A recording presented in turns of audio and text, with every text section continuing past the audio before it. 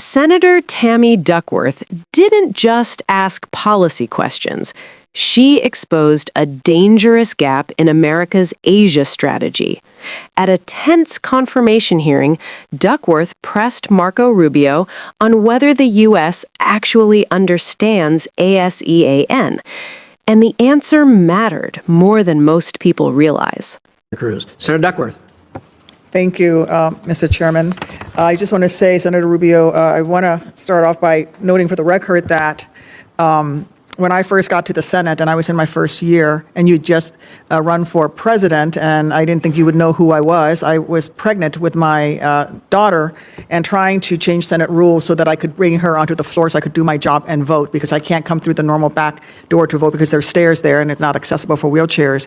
And I remember in the middle of that battle, rolling through the Senate floor to vote, and I heard, "Tammy Duckworth," from across the Senate chambers, and you came running down from the top back of the Senate chambers to tell me, "I'm with you, I will support you, you have the right to vote, and I will support you being able to bring your daughter, your child onto the floor when she's born." And I want to thank you for that kindness because you did speak to your leadership about it. And it was a moment of true bipartisanship, but also as parents, and as someone who was new to the Senate, I was extremely grateful to you for that kindness. I think what I exactly said is, what's the big deal? This place is already full of babies. Exactly.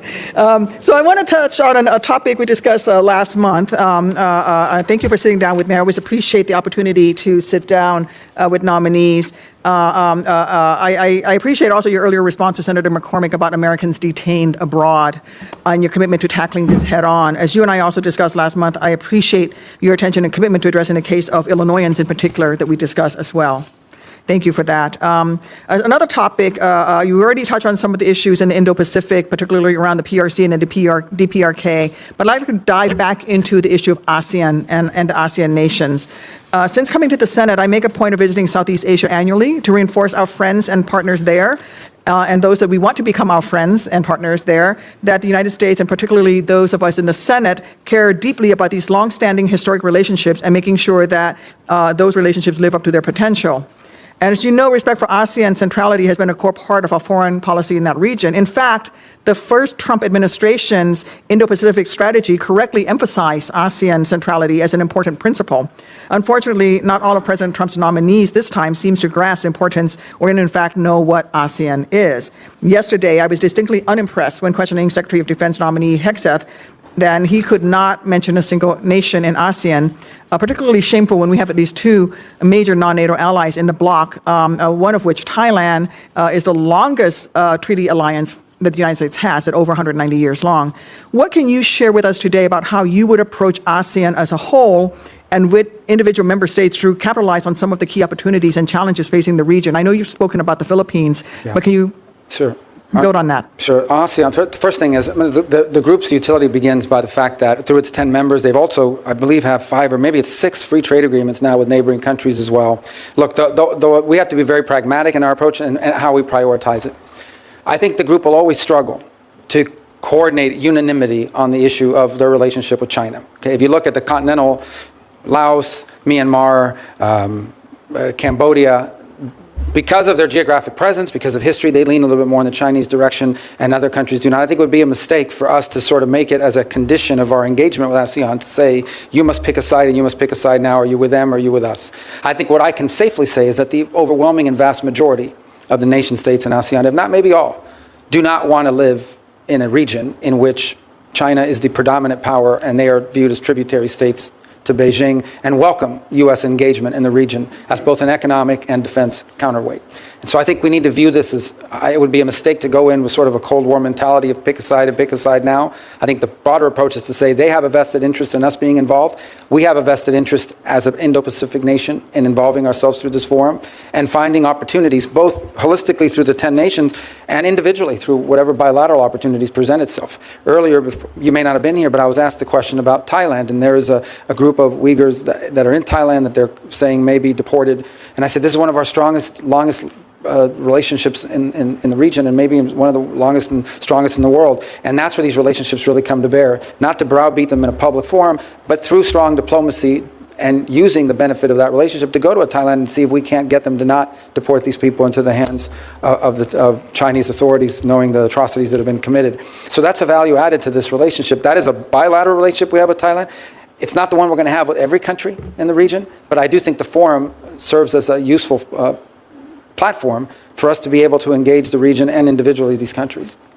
So you would agree with what the first Trump administration emphasized, which is that ASEAN centrality. And I think this is something that the new ASEAN chair, Malaysia, under Prime Minister Anwar Ibrahim, is saying with the Mandani concept, which is growing that cohesion within ASEAN itself and in dealing with the organization while we continue to pursue those bilateral relationships. What the stronger ASEAN can be cohesively as a unit allows them to better deal with countries like Myanmar, for example, and allows us to better have those relations with them and also for them cohesively to try to stand up to outside forces.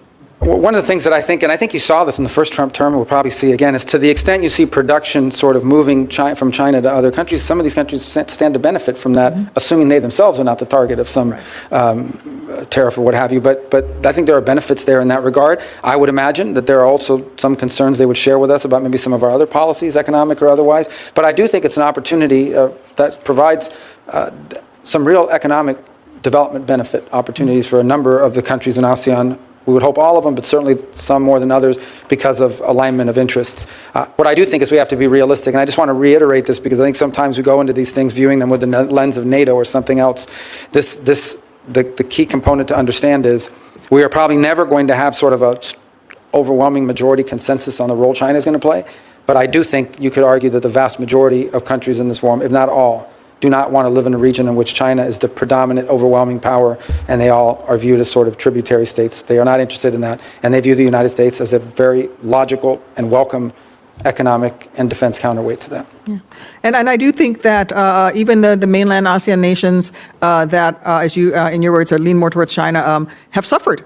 If you look at what happens with water, we talked a lot about Mexico and water into Texas, but also with the Mekong River in ASEAN, with the 10 dams that China has built upriver is now affecting water and also arable lands further down the river. And initiatives like the Two Rivers Initiative, which marries the Mississippi River, which is 2/3 of the border of my home state, along with the Mekong River, is a way for us to build some of these relationships and bring in American expertise. A different place where we can also provide expertise is international disability rights. We have been working with ASEAN on developing disability rights and a cohesive approach to it in ASEAN. But I think on an international scale, whether it's ASEAN or Ukraine as they rebuild, I do think that disability awareness, rebuilding Ukraine to become more accessible, promoting disability rights around the world is something that is a way that we can engage with the rest of the world as well. Love to hear from you. Yeah, and I say this, commitment to disability rights around the world. And I say this, sadly, it's going to be of critical importance to nations that are emerging from conflict, where we know modern conflict, people are injured in ways that are now survivable, but leave them for the rest of their lives with permanent disability. And so I think it's going to be, in the case, from a very practical perspective, in the case of Ukraine, it's going to be valuable because there are people that have been injured in that conflict that for the rest of their lives are going to have to deal with that, and it's conducive. The other thing we've discussed is our diplomatic facilities around the world and whether they are, and understand that the number one job, the reason why we have embassies and consulates, yes, we represent U.S. interests in that country, but its number one obligation is to support Americans. If you lose your passport, if God forbid you go to jail, whatever it may be, that we have a presence there that can support Americans abroad. And it was stunning for me in our conversation to learn that there are a number of these locations around the world that are not accessible to Americans with disabilities that needed to access them. So it's something that we would have to we'd be interested in looking at as well to make sure that just from our core obligation, we're able to fulfill it. And also it keeps many of your own staff members who may have disabilities from serving in some of these overseas missions. As you said, highly trained, well-qualified regional experts, subject matter experts may not be able to serve in some of these embassies where they can't it's not accessible for them. So I thank you for bringing that up. And I will yield back my 9 seconds, Mr. Chairman. Oh, thank you so much. You're welcome. So generous. Thank you. Thank you very much, Senator Duckworth. Those are important points. Tammy Duckworth did what few senators consistently do. She combined personal credibility, regional expertise, and strategic clarity, and forced a nominee to show his homework. Duckworth reminded the room that ASEAN isn't some abstract acronym. It's a block of 10 nations sitting at the center of global trade, supply chains, and U.S.-China competition. And she made one thing painfully clear. If America doesn't take ASEAN seriously, China will. Her criticism wasn't subtle. Just one day earlier, a senior defense nominee couldn't even name a single ASEAN country, a jaw-dropping failure given that the U.S. has major non-NATO allies like Thailand and the Philippines inside the bloc. Rubio's answer was noticeably more informed. He rejected a Cold War pick-a-side mentality, acknowledging that ASEAN nations don't want to become tributary states to China, but also don't want to be forced into binary choices. Instead, he argued for pragmatic engagement, bilateral where necessary, multilateral where possible.